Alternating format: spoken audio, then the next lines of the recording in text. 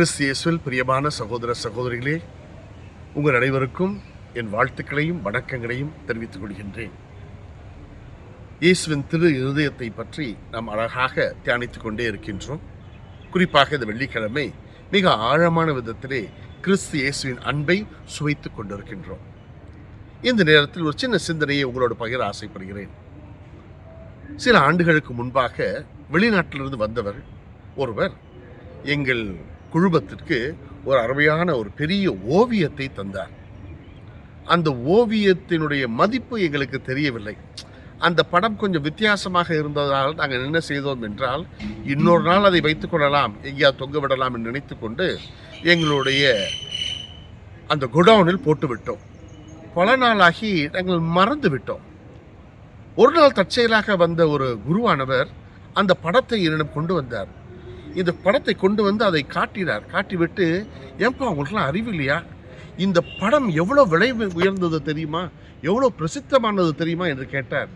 யாரோ வந்து கொடுத்தாருங்க, நாங்கள் தூக்கி அங்கே போட்டுட்டோம் என்று சொன்னோம். உடனே அவர் சொன்னார், தம்பி, இது கிட்டத்தட்ட 5 லட்சம் 6 லட்சம் ரூபாய் மதிப்புள்ள அருமையான புகைப்படம்.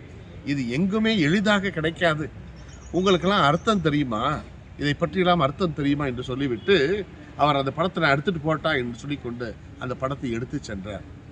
பிரியமானவர்களே, 2-3 ஆண்டு காலமாக அந்த படம் என் கையில் இருந்தும் அதன் விலையை எங்களால் தெரிந்து கொள்ள முடியவில்லை, அதன் மதிப்பை எங்களால் புரிந்து கொள்ளவில்லை.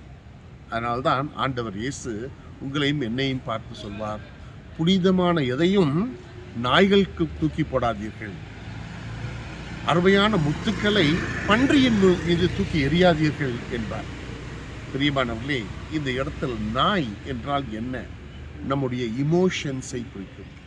சில சமயம் நம்முடைய பெரியவர்களாக இருப்பார்கள், சிறியவர்களாக இருப்பார்கள், குழந்தைகளாக இருப்பார்கள்.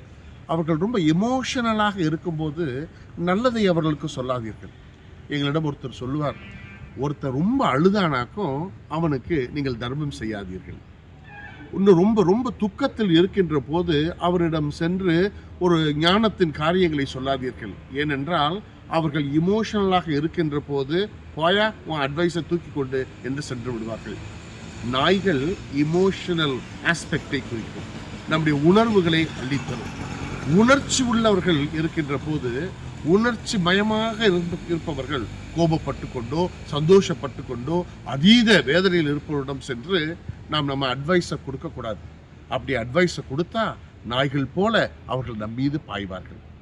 அதே போல உலகின் போக்கின்படிதான் வாழ்வேன் என்று வாழ்கிறவர்கள் பன்னிக்கு சமமானவர்கள். அவர்களிடம் சென்று நாம் ஒரு சிலவற்றை சொல்லக்கூடாது, நல்லதை சொல்லக்கூடாது. அவர்கள் பன்றியைகளைப் போல ஏதாவது உண்ண கொடுத்தால் சாப்பிடுவோம். ஆனால் நீங்கள் விலை மதிப்புக்கு அற்ற ஒரு முத்தையோ பவளத்தையோ அதிடம் கொடுத்தீர்கள் என்றால் அது கற்கள் என நினைத்து கொண்டு துப்பி எறிவதோடு இல்லாமல் நம்மீதே பாய்ந்து விடுவார்கள். பிரியமானவர்களே, இயேசுவின் இதயம் எப்போது உணவு கொடுக்க வேண்டுமோ அப்போது அவர்களுக்கு உணவு தருவார்கள். எப்போது இவர்களுக்கு ஒரு அட்வைஸ் கொடுக்க வேண்டும் என்றோ அப்போது அந்த நேரத்தில் ஆண்டவர் இயேசு அட்வைஸ் கொடுப்பார். தக்க தருணத்தில் தான் ஆண்டவர் இயேசு தன் இதயத்தை திறந்து கொடுக்கவும் செய்வார், பேசவும் செய்வார், குணமாக்குவார், வழிபடுத்துவார். பிரியமானவர்களே, நீங்களும் நானும் இயேசுவின் திரு இதயத்தை உற்று நோக்குகின்ற போது, இறைவா எனக்கு அருமையான ஞானத்தை தான், எந்த நேரத்தில் நான் எதை செய்ய வேண்டும் என்பதை பக்குவமாக எடுத்துரைக்கின்ற வல்லமையை தூய ஆவியின் வழியாக தாரும் என்று தொடர்ந்து மன்றாடுவோம். உங்கள் அனைவருக்காகவும் ஜெபிக்கின்றேன், வாழ்த்துகின்றேன். நன்றி. மீண்டும் இன்னொரு முறை சந்திப்போம்.